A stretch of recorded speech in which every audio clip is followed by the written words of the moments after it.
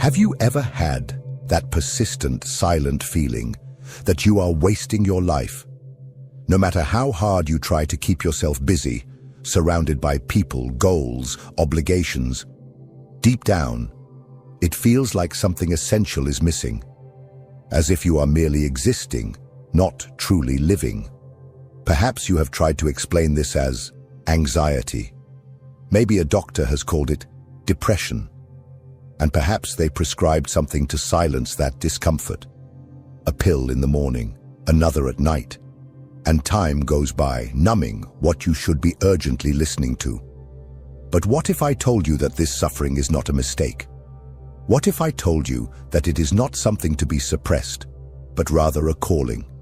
Carl Gustav Jung, one of the greatest names in depth psychology, believed that what we call mental disorder is often not a pathology. It is an attempt by the psyche to heal itself. A warning that your life, as it is, does not serve your soul.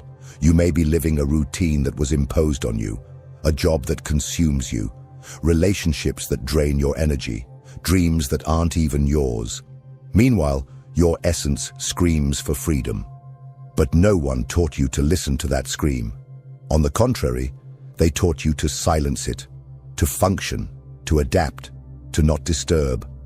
And so, you become ill in silence, while the world applauds your productivity. This is where Jung comes in. For him, healing does not come from denial, but from diving in. It is not about masking the symptoms, but understanding what they are trying to say. Because, in Jung's own words, neurosis is always a substitute for legitimate suffering. In other words, you are sick because you are running away from the pain you need to feel to transform your life. As long as you keep running, you will keep suffering. This video is not for those who want distraction. It is for those who are tired of pretending, for those who feel they are sinking, but still hold a spark of hope that there is a way. And there is. But it starts with a brutal decision. To stop running and start listening. Listening to yourself.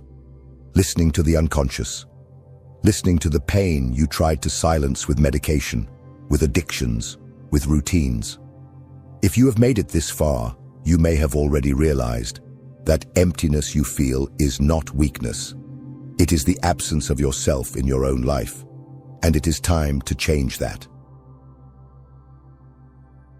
You have been feeling sad for days, weeks, maybe months. You go to the doctor. He listens to you for 15 minutes, if he listens at all. You talk about insomnia, anxiety, the tightness in your chest that appears for no reason, about the constant feeling of being out of place, disconnected from your own existence. He nods, types a few words on the computer, and then comes the verdict. It's anxiety. Let's start with this medication. Done. In a few days or weeks, your pain has been reduced to a chemical imbalance, and what was an existential cry becomes a number on a prescription label. What no one tells you is that this type of treatment is not interested in your soul. It is interested in your functionality. The logic is simple. You need to keep working, consuming, producing, keeping the gears of the system turning. The medication allows you to endure the unbearable, and that's why it is offered as a definitive solution. But this solution, as Jung said, is a trap. Jung believed that most modern neuroses do not arise from an internal failure of the brain, but from the disconnection between the life we lead and the life we should be living. When you ignore your vocation, your most authentic impulses, your inner truths, the soul begins to sicken. And since it has no literal voice, it speaks through the body and mind. Anxiety, panic attacks, hopelessness. But instead of listening to it, we are trained to silence it, to neutralize any discomfort with chemicals, to return to normal as quickly as possible. But what is this normal? A job you hate but can't quit. Superficial relationships that serve to maintain appearances, empty goals